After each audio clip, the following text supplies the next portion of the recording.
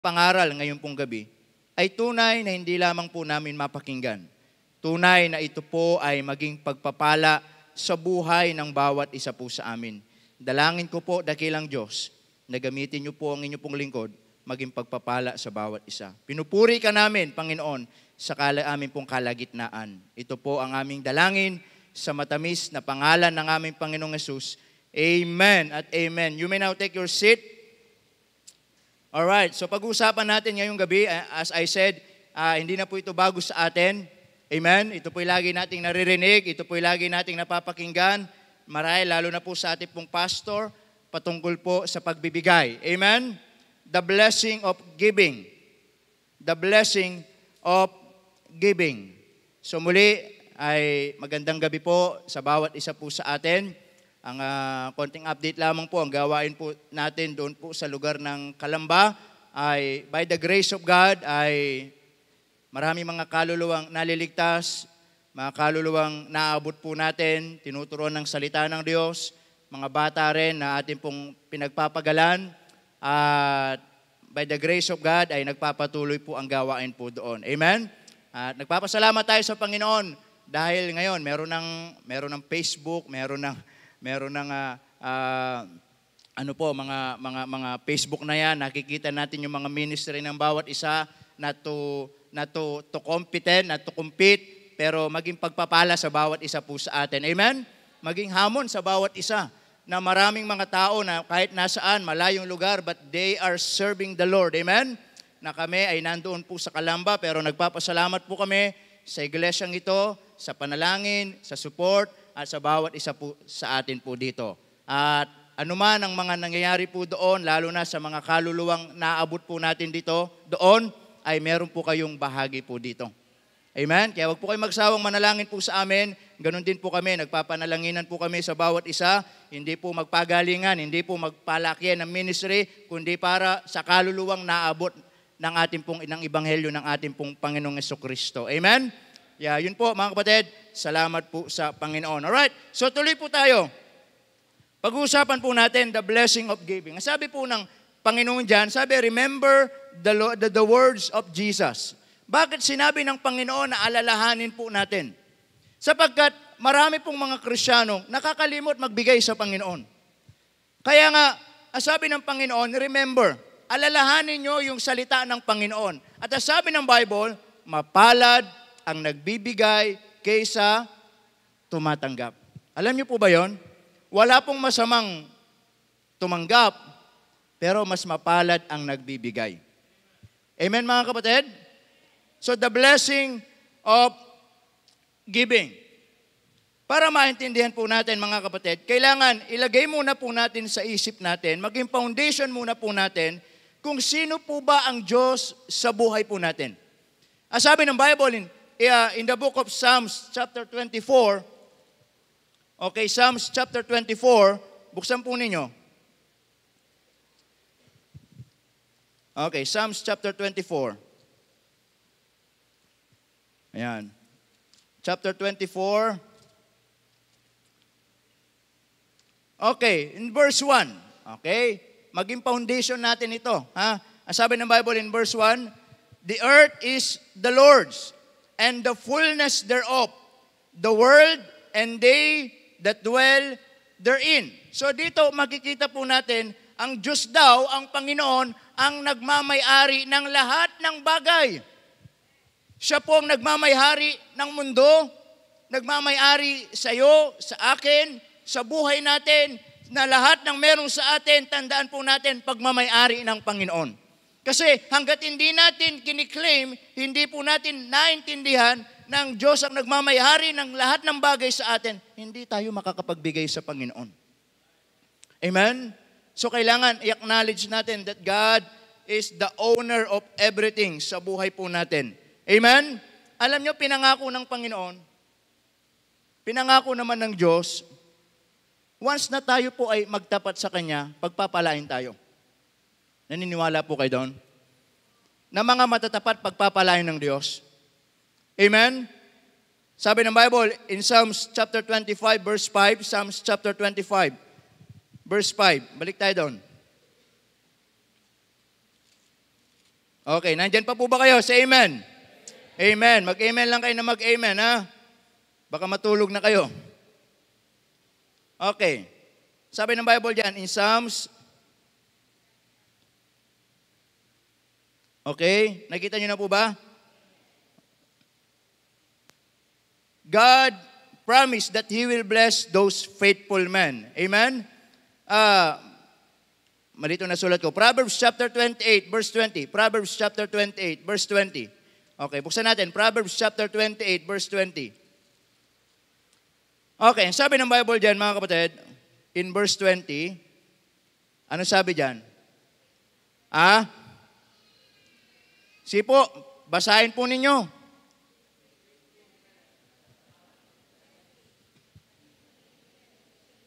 Nakita natin? A faithful man shall abound with blessings.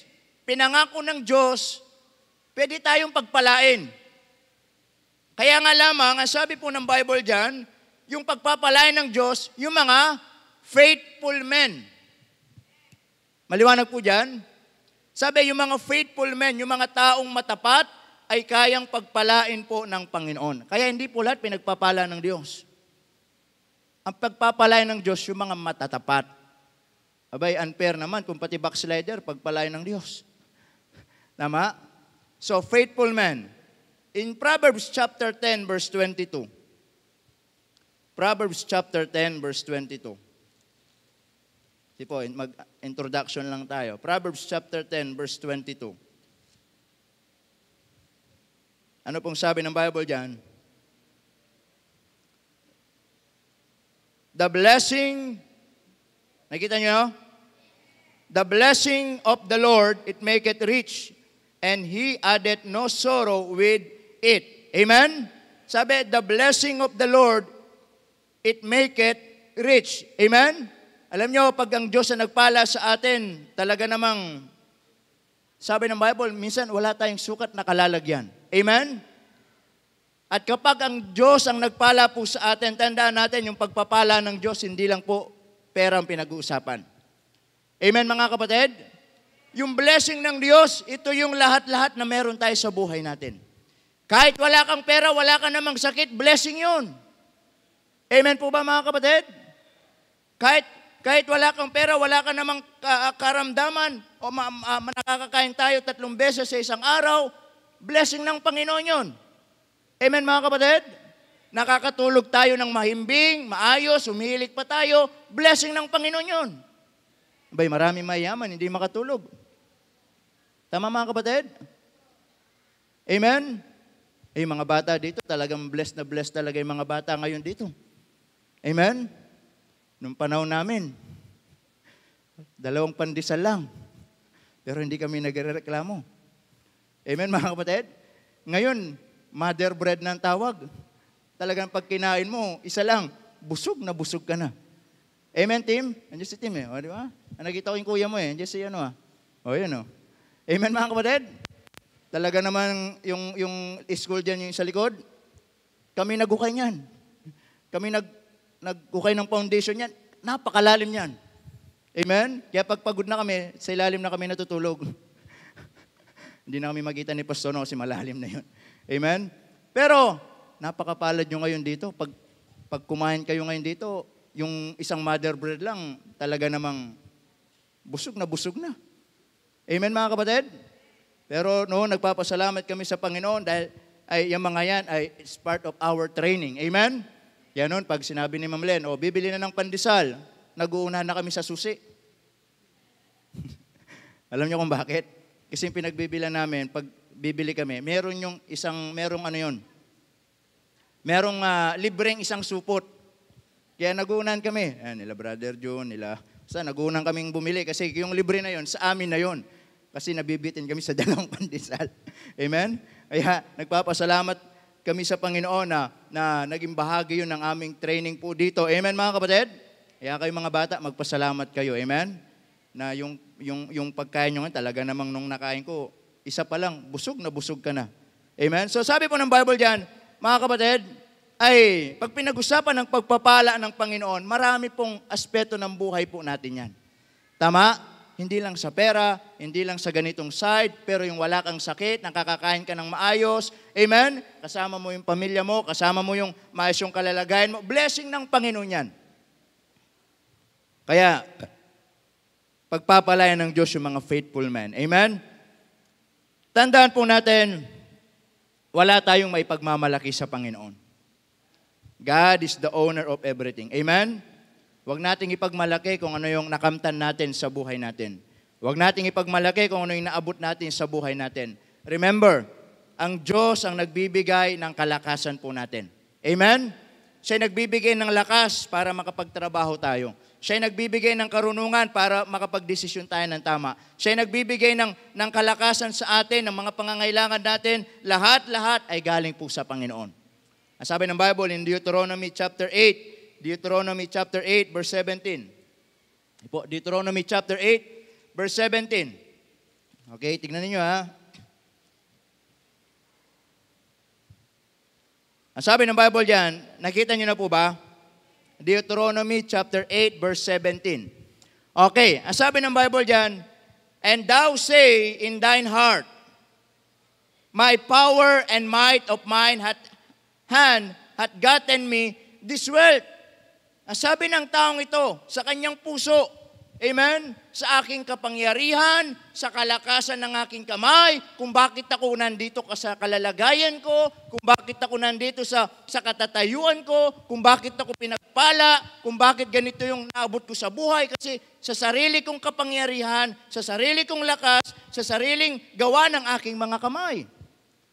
Yan ang sabi ng taong ito. Kaya nga sabi ng Bible in verse 18, ano sabi?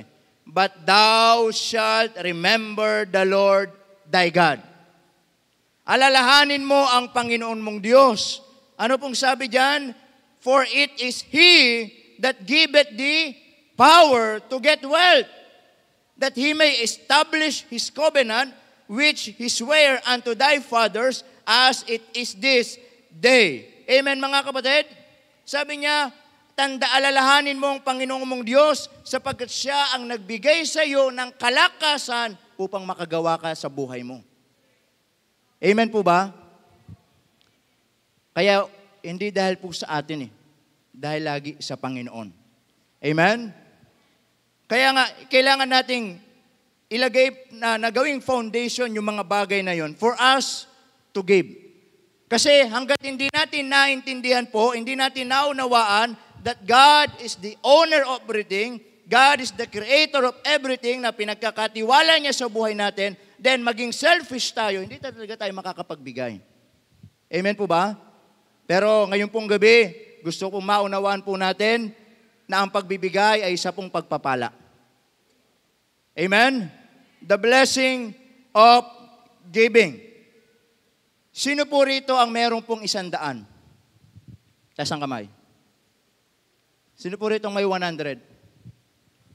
Ha? Naku po, mukhang walang kakamay sa akin mamaya. 100 lang, wala na. Walang 100 Huwag na kayong kumamaya. Okay. Sino rito may 100 po? Ha? Sino? Sa Irish? May 100 sa Irish? Ang galing sa akin yan, ha? O. Akin na, bigay mo na lang dito. Okay? Just a simple illustration for you to understand what is giving. Amen? Sige po. Okay. Ito pong mga batang to, yan, sila Irish. Ito po yung mga, nung nag-start po tayo doon sa Kalamba po, yan po yung mga unang children ministry po namin. Okay? Ngayon po ay matatangkad na po sila. Amen? So thank you sa 100. Sino ritong may 200? 200. Sino may 200? Po. Mga members po dito. Sino may 200 po dito? Sige po. 200 pesos. 200 pesos. 200. 200. Sino ritong may 200? Sige po. Mga members po dito. Baka may 200 kayo. Wala rin? Wala talagang pag-asa mamaya. Wala tayong pag-asa, Pastor Jeremy. 200 po. Sige, 200. Sino may 200? Oh, sige po. Okay, pabilisan na kayo ngayon, ha? Oh, sige po, 200. 200 po, 200. Sige po, 200 pesos. May nagbigay ng 100 sa akin, so kailangan ko ng 200 pesos. Okay, 200 pesos. Sige po. Okay, meron po kayong 200. Sister, ano po? Pakibigay po kay Irish. Sino ritong may 300? 300. Sinong may 300? 300. Hanggang 200 na lang tayo. Sino may 300? Sige po, 300 pesos. Sino may 300 pesos? Labas na. Sino po? 300 piso. Meron? 300, hindi 3 pesos. 300. Sino pong may 300? Wala na? Sige po. Dito sa side na to. 300. 300. Dito sa side. Sino po? 300. Kailangan ko ng 300 pesos. Sige po. Wala nang may 300 po? Wala nang may 300? Sino po? Baka mga bata dito, baka may 300, Madaig pa kayo. Sino rito may 300? Sige po, sige po. Huwag kayong mahiya. Si Reniel, may 300 ka? Pera ni daddy mo yan, habang piniprepare niya yung 300. Meron, may 300. Pakibigay mo kay sister, ano po? Ano po? Yan. Yan, yung 300. Sino ritong may 400? 400. Sino ritong may 400? Sige po, 400. 400 pesos. No, wala nang may 400? Yung mga men natin dito, baka may mga 400 sila doon. Sino may 400 dyan? 400. Tapos na tayo sa 100, sa 200, sa 300, 400 ang kailangan natin. Sino may 400 pesos? Sige po. Wala nang may 400? Sige po. Ano? Baka nahiya lang kayo eh. Baka hindi kayo sanay sa mga 1,000. Baka sanay kayo sa 1,000 eh. 1,000. 400, 400. 400 lang, 400. Pero may 400 ka. 1,000. Pero may 400 ka, di ba? 1,000 nga lang. Willing ka magbigay ng 400. Bigay mo yung 400 dun kay Reniel, Mamaya, bigyan mo siya ng 400, Okay? 500! So may 500 dito. Wala na? Hanggang 400 lang tayo? Ano yan? 500? Meron ka? Ibigay mo dun kay Efren. Yung 500 mo. Okay, bigay mo kay Efren. Okay, pagkabigay mo, wala na, tapos na. Okay? Wala na, tapos na eh. Alright? So wala na po, hanggang 500 lang. Hanggang 500 lang din ang kaya ko. Okay? Pero punta ka dito, ito yung 500 mo. Yan. Tapos yung binigay nung naunang 100, 600 may tubo.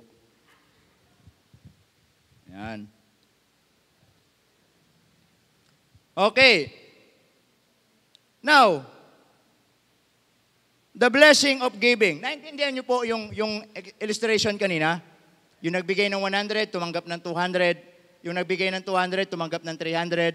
Yung tumanggap ng 300, napalitan ng 400. At yung nagbigay ng 400, napalitan ng 500. At napalitan ng 600. Amen? Number 1, di tayo magpapakatagal. The blessing of giving. Makikita po natin, giving is increasing. Giving is increasing. Ang pagbibigay po ay hindi po kawalan. Ang pagbibigay, yan po ay karagdagan. Amen, mga kapatid? Kaya nga yung kanina, kung naintindihan natin yung illustration, akala nung iba, mga nawalan po sila. Pero ang totoo, nadagdagan po sila, mga kapatid. Bakit? Nagbigay sila. Amen? But may I ask you a question? Kumusta yung pakiramdam nung sinabi ko, sinong may ganito? Sinong may 200? Sinong may 300? Ha? Sinong may 400? Sinong may 500? Kumusta yung pakiramdam natin? Baka natatakot tayo, baka mawalan tayo. Baka natatakot tayo, naku po, panggastos ko na lamang yun. Baka natatakot tayong ibigay, baka hindi mapalitan. Tama po ba? Pero nung tumanggap tayo, nung nadagdagan, ano yung pakiramdam natin? Hindi ba ang saya natin? Iba yung pakiramdam nung nagbigay tayo, iba yung pakiramdam nung nadagdagan tayo. Pero sana hindi po ganon, mga kapatid. Kung gaano tayo kasaya nung nadadagdagan tayo, sana ganon din tayo kasaya kapag nagbibigay tayo sa Panginoon. Amen, mga kapatid? Minsan masaya lang tayo pag tumatanggap lang tayo. Masaya lang tayo pag nadadagdagan lang tayo. Pero pag tayo na magbibigay, nakasimangot na tayo. Para bang nagdududa na tayo, baka hindi balik ng Panginoon, para bang ang lulungkot ng mga mukha natin. Pero sana kung gaano tayo kasaya, nung nadagdagan yung nagkaroon tayo, ay ganon din tayo kasaya kapag nagbibigay tayo sa Panginoon. Amen? Tandaan natin, mga kapatid, giving is increasing. Amen? Ang sabi ng Bible in 2 Corinthians chapter 9, verse 7, okay, 2 Corinthians chapter 9, verse 7, naintindihan niyo po yung boss ko dahil sa ulan, okay lang po ba? Alright, 2 Corinthians chapter 9.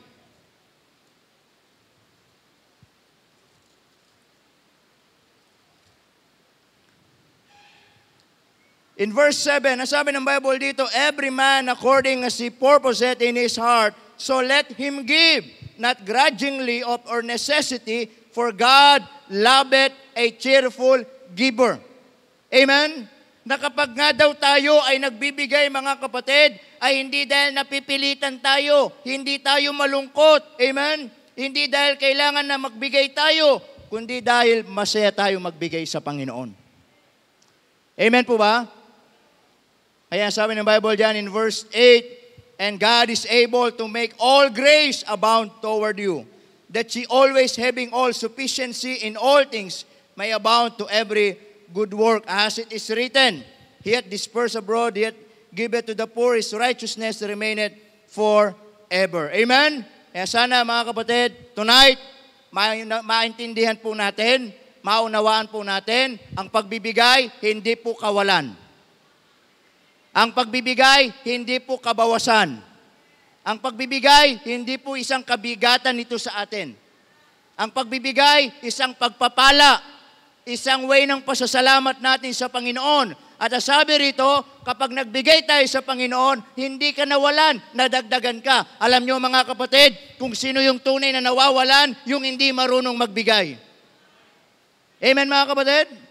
Kaya tignan nyo yung iba, ang daming pera, pero bakit nagkukulangan pa sila sa buhay nila?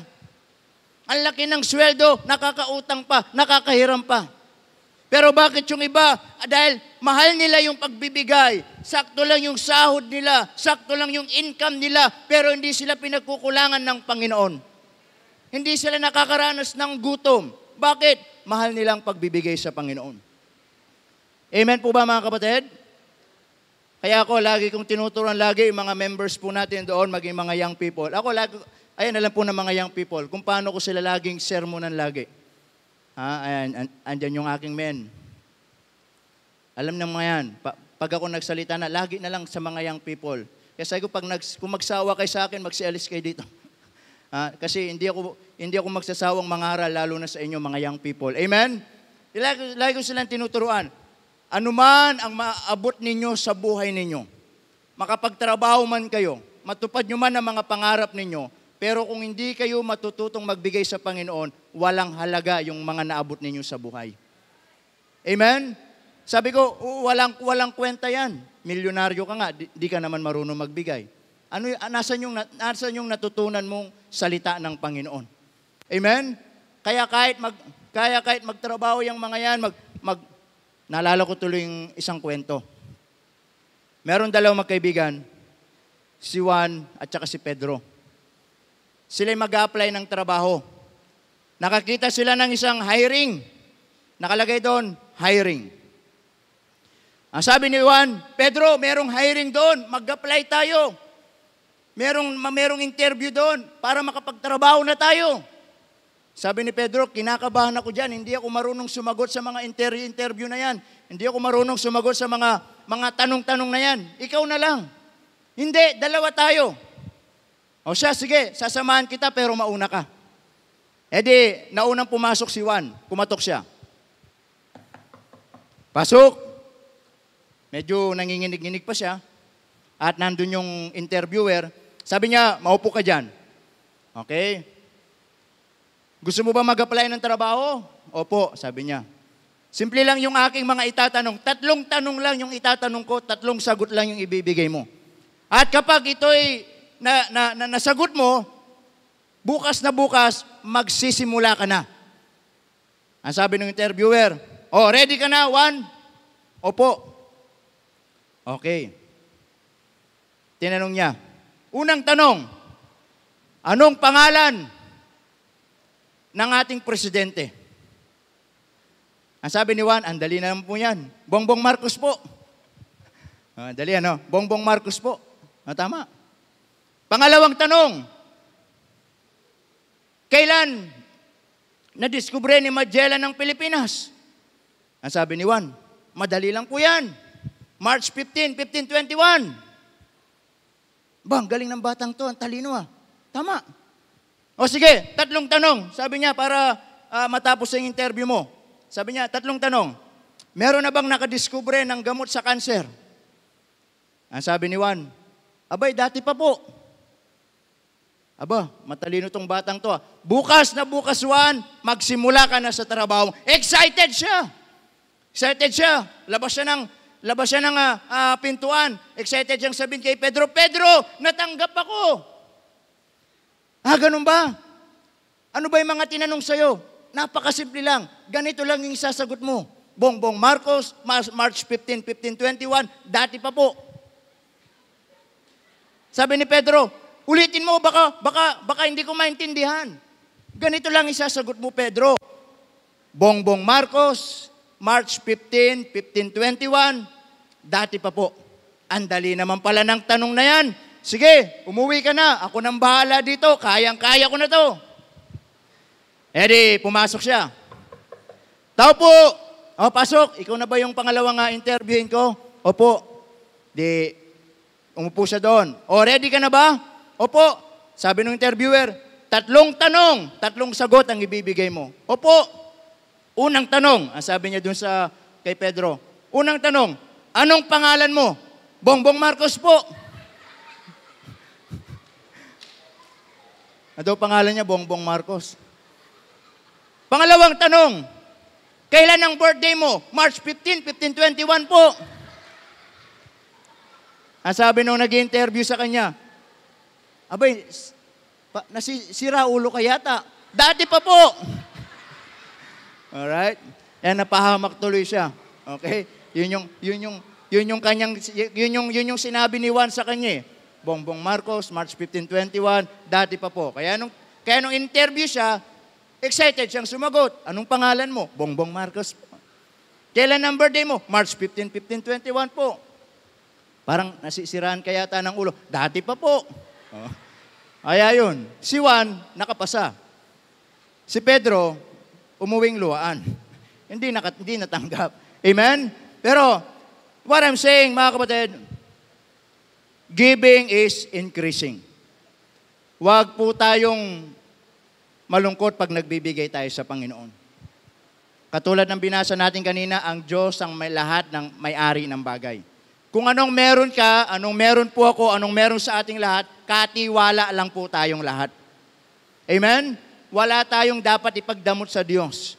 Because I believe, ang Diyos kailanman hindi po nagdamot sa bawat isa po sa atin. Amen? So, giving is increasing. Number 2 po tayo. Narinig nyo pa po ba ako kahit maulan? Okay, number 2 po tayo. Giving is increasing. Then secondly, makikita po natin, giving is inspiring. Giving is inspiring. Alam nyo po ba, sabi ng Bible, in 2 Corinthians chapter 8, 2 Corinthians chapter 8, buksan po natin.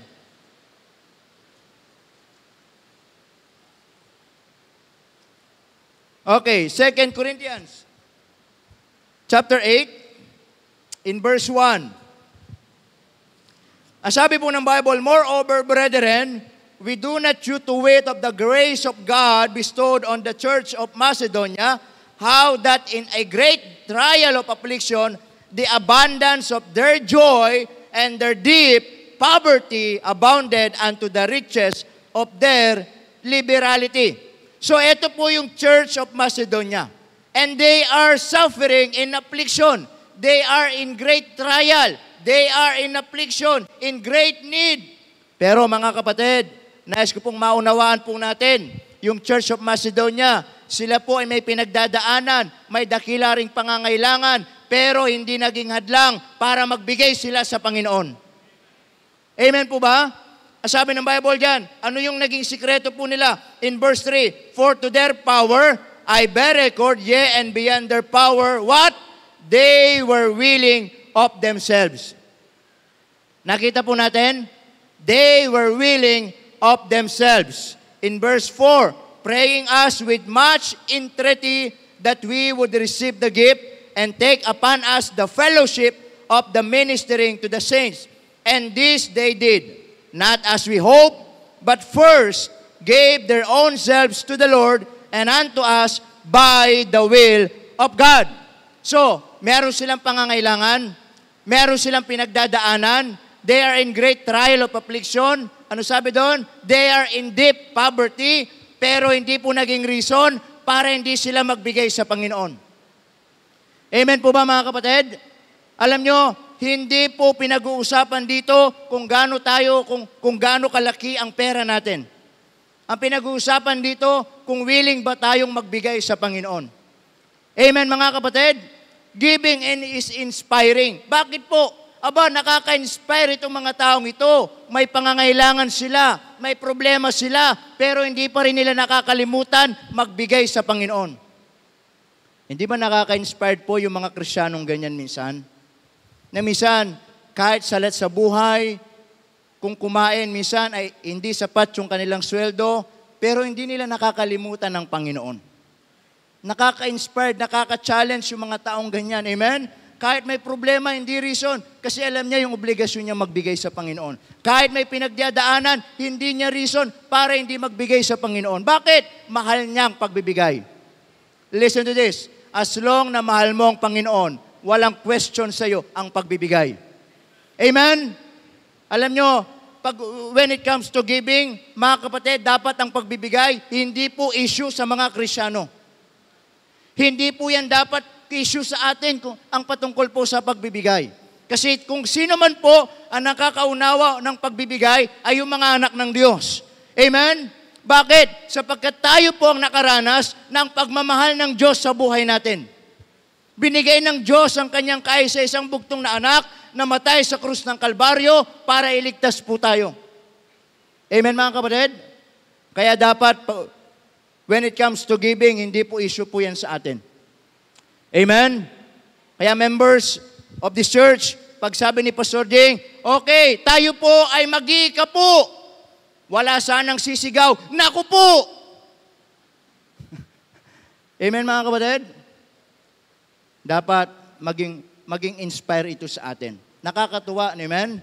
Nakaka-inspire, nakaka-challenge yung mga taong kahit maliit lang ang pera nila pero nagbibigay sa Panginoon. Kaya hindi po pinag-uusapan dito ang laki ng pera. Hindi dito pinag-uusapan laki ng sweldo. Ang pinag-uusapan dito, willing ka bang magbigay sa Panginoon? Amen mga kapatid? Eh, sabi ng Bible dyan, giving is inspiring. Amen? Kaya nga, kung meron tayong mga kakilala na sapat lang ang trabaho nila, sapat lang ang kinikita nila, pero nagbibigay pa rin sila sa Panginoon kasi mahal nila ang Panginoon, sana mahamon tayo, ma-challenge tayo, ma-inspire tayo. Kung yung tao na yon, inspired yung kanyang situation, may problema, may pinagdadaanan, may pangangailangan, pero nagbibigay pa rin sa Panginoon, sana maging challenge ito sa atin. Amen mga kapatid? Kaya sabi po dito, giving is inspiring. And then number 3, last. Nandyan pa po ba kayo? Okay, lastly, hindi lang po giving is increasing, giving is inspiring, and lastly, makikita po natin, listen to this, giving is investing. Amen? Giving is investing. Ang sabi ng Bible in Matthew chapter 6, mga kapatid, doon sa verse 20 and 21, huwag tayong maglalagak ng kayamanan natin dito sa lupa. Balang araw, yung kayamanan natin dito, masisira, mauubos, nanakawin, kakalawangin. Pero yung ini-invest natin doon sa langit, wala pong pwedeng magnakaw po noon. Amen mga kapatid? And there is only two things para makapag-invest tayo. Ano po yon? Number one, paano tayo makakapag-invest sa pagbibigay? Makakapag-invest tayo sa pagbibigay, mga kapatid. Number one, to the ministry of God. Amen? Kaya lahat po ng binibigay nyo sa gawain ng Diyos, let me tell you, hindi po yan nawawalan ng kabuluhan. Hindi po yan sayang. Amen? Hindi po yan na itsapwera. Yan po ay investment ninyo sa langit. Kaya nga, kung kayo po hindi pa nagbibigay at wala pang part sa ministry ng Diyos, lalo na sa mission, mga kapatid, maging bahagi po tayo. Amen po ba mga kapatid? It doesn't matter kung magkano. The matter is this, yung puso natin magbigay sa gawain ng Panginoon. Amen po ba? And not only to the ministry of God, but secondly, makikita po natin to the man of God. Amen? Alam nyo, minsan kung maging pagpapala tayo sa mga lingkod ng Diyos, investment din po natin yun. Sabi ng Bible, mga kapatid, sabi ng mga alagad, kung meron mang magbigay sa mga disciple ng isang tubig, malamig na tubig, hindi po yun makakalimutan ng Diyos. Amen?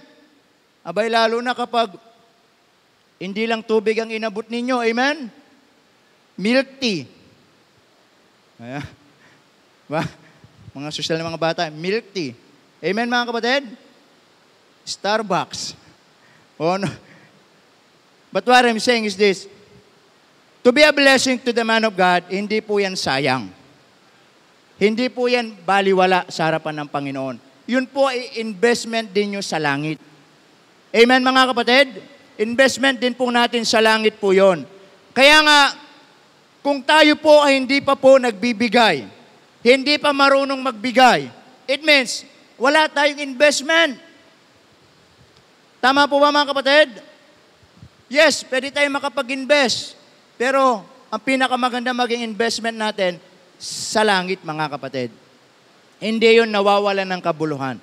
Amen? Makapagbigay ka sa gawain ng Panginoon, makapagbigay ka sa mga missionary, sa mga lingkod ng Panginoon, hindi yun sayang. Hindi kawalan po yun.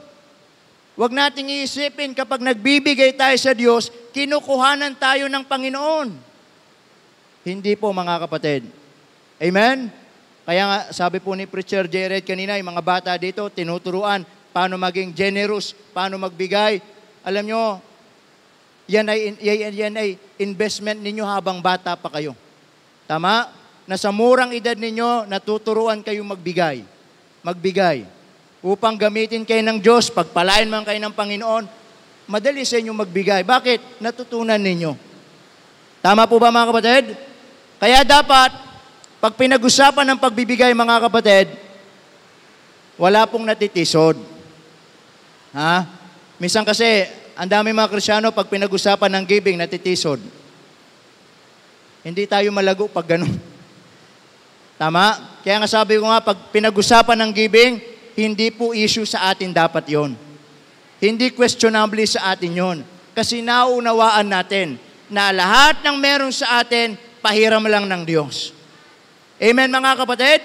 At kung meron man tayong paglalaanan ng pera natin sa gawain ng Diyos, sa lingkod ng Panginoon, hindi yun kawalan sa iyo, hindi yun sayang, yun ay pagpapala ng Diyos at doon sa langit, investment natin yun. Amen mga kapatid? Kaya nga dapat pag pinag-usapan ng giving, walang umalis dito sa church, walang natitisod. Bakit? Kasi blessing yun na matutunan nating magbigay sa Panginoon. Amen? The blessing of giving. Kaya nga sabi ng binasa po natin kanina mga kapatid, mga kaibigan, remember the words of Jesus. Ano sabi? It is more blessed to give than to receive. Mapalad ang nagbibigay kaysa tumatanggap. Ang pagbibigay, blessing po yan. Amen? At nakita natin, giving is increasing. Ang pagbibigay, hindi po kawalan. Nadadagdagan ka pa. Ang tunay na nawawalan, yung hindi nagbibigay. Amen? Giving is inspiring. Sana mahamon tayo, ma-inspire po tayo, ma-challenge tayo sa mga kapatiran na kahit may pinagdadaanan, may mga problema, may mga pagsubok, pero never nilang nakalimutan ang magbigay sa Panginoon. Bakit? Mahal nilang pagbibigay. Amen mga kapatid? And then lastly, giving is investing. Mag-invest tayo sa mundong ito, mga bagay ng mundong ito, sayang. Pero mag-invest tayo sa gawain ng Diyos. Amen? Sa mga lingkod ng Panginoon, lalo sa mga mission po natin, hindi po yan sayang, hindi yan kawalan. Amen? Yan ay investment natin sa langit. Kaya ngayon, kumusta po ang ating puso? Kumusta ang ating pong puso na magbigay sa Panginoon? Baka nakakalimot na po tayo ngayong gabi. Baka nakakalimutan na nating magbigay sa Panginoon. Sana maunawaan po natin, ang pagbibigay ay bahagi ng buhay Kristiyano po natin. Amen? Pag pumunta ka sa church, dapat dala ka ng offering. Pag pumunta ka sa church, dapat may dala ka ng ikapo. Bakit? Part ng pagsamba natin yan. Hindi natin pwedeng nakapagsamba, nakapakinig ka ng preaching, hindi ka nakapagbigay. Hindi mo na kumpleto yung pagsamba. Naunawaan po natin. Ang pagsamba, pupunta sa church, hindi magiginig ng preaching. Amen? Ang part ng worship natin, pagbibigay. Umaawit, dapat sa Panginoon. Kasama yung mga yon. Hindi lang basta makinig ng preaching. Dapat, once na pumupunta sa church, ready na tayong lahat. Ready na ang puso natin, ready na tayong pasalamat, ready na tayong umawit, ready na ang bulsa natin, ready na nating pakinig ng salita ng Diyos. Amen mga kapatid? Kaya nga, ang tawag natin, nagbabalik tayong pasasalamat sa Panginoon. Through giving, it is a way of worship, it is a way of our thankfulness to God.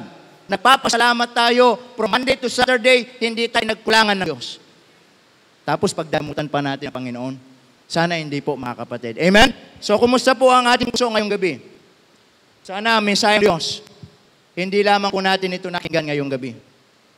At sana wag nating makalimutan ngayong gabi lang.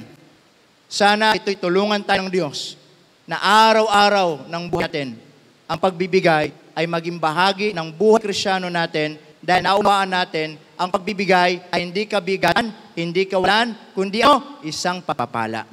Amen? Tayo pong lahat ay tumayo, tayo pong manalangin sa ating pong pagtatapos. Dakilang Diyos, salamat po ng marami sa ito. Salamat po sa inyo pong biyaya. Thank you Lord once again for the opportunity na mapangaral po sa church pong ito. We thank you for the message that you share us. And I pray Panginoon na ito po yung blessing sa bawat isa po sa atin, maging reminder sa bawat isa po sa amin. Panginoon, samahan niyo po kami. And as continue, ay tawagin ko po si Preacher Jerry para sa ating pagpapatuloy. Amen. At tayo po'y makaupo ng lahat at tayo po'y magpapatuloy sa panawagan ng Panginoon na tayo po ay matutong magbigay. Amen. At si Pastor Anjo pinreach sa atin yung giving not because para bigyan natin siya ng offering mamaya, hindi po. We're giving our offerings not to Him but to God. Amen. Tuwing magbibigay tayo, dumaan sa ating offering bag, hindi tayo nagbibigay, Pastor, hindi tayo nagbibigay sa akin, hindi kayo nagbibigay sa missionaries, but you're giving to God. Amen. Our motive should be clear. Tayo po ay mahal natin ng Panginoon, kaya po tayo nagbigay. Amen? Dahil siya muna ay nabigay sa atin yung kanyang butong na anak, that's our salvation. Amen? Na siya ang unang nabigay sa atin. Amen? At lagi pong nating tandaan na ang pagbibigay ay blessing na. Amen? At dalawa po,